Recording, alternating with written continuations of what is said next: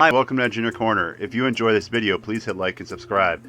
Today we're going to show you how to speed up your Windows 10 computer system by turning off the special effects. Let's get started. First of all, we're going to go to the system. We're going to go to start. First of all, we're going to go to start. We're going to type in the word system. We're going to look for the word system that has a check mark, like right here, as you can see here on the screen. You want to click that. Make it bigger.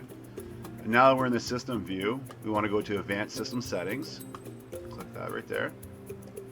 And then after you click advanced system settings, it should be default under the advanced tab up here. You want to click under performance settings. So right here you want to make the adjustment. So for the sake of this video, we want to adjust for best performance. So as you can see, everything down here is check marked, and if we click adjust for best performance, it disappears. Click apply, click OK. Okay, so now the transitions and whatnot will be gone, but it should also increase the speed of your system. Thanks for watching, and I'll see you in the next video.